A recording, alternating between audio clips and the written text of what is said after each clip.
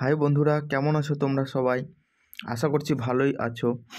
তো আজকে আমি আবার একটা নতুন ভিডিও নিয়ে চলে এসেছি, যেটা তোমাদের এবিটিএ টেস্ট পেপারের যে পেজ নম্বর AC79 এই জায়গা থেকে যে তোমরা MCQ, SAQ এবং বড় প্রশ্ন কি করবা সেইগুলো নিয়ে দেখে নাও। প্রথম থেকে যে তোমাদের 24টা যে MCQ থাকে, সেই 24টা MCQ সুন্দরভাবে কালার করে তোমাদের উত্তরগুলো করে দেওয়া আছে।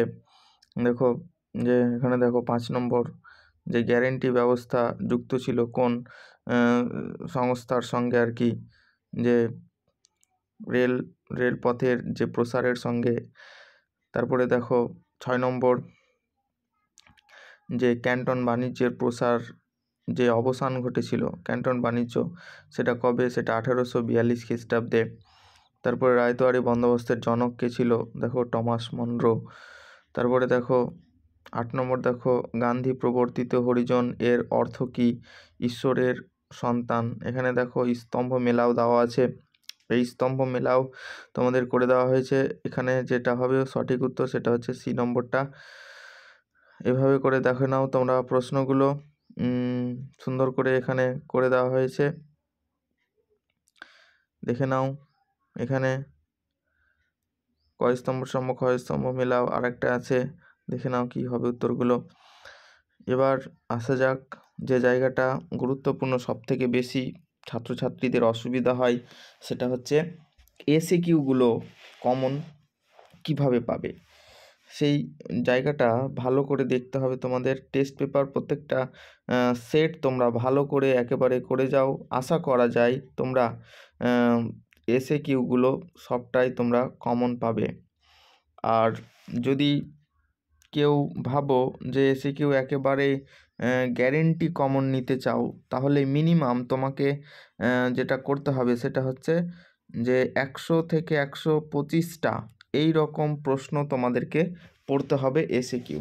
তাহলে তোমাদের একটা গ্যারেন্টি দেওয়া যেতে পারে যে তোমাদের ওই জায়গাটা থেকেই তোমাদের এসএকিউটা অন্তত আসবে। যেটা আমার ছাত্রছাত্রীদের আমি পার্সোনালি করিয়েছি যে এসএকিউ, সেই এসএকিউটা তোমরা যদি নিতে চাও তাহলে আমাকে অবশ্যই আমার হোয়াটসঅ্যাপ দেওয়া আছে লাস্টের পেজে, সেই পেজ থেকে নম্বরে মেসেজ করতে পারো। আর তার নাম, কোথা থেকে দেখছো সেটাও অবশ্যই আমাদের জানাতে হবে।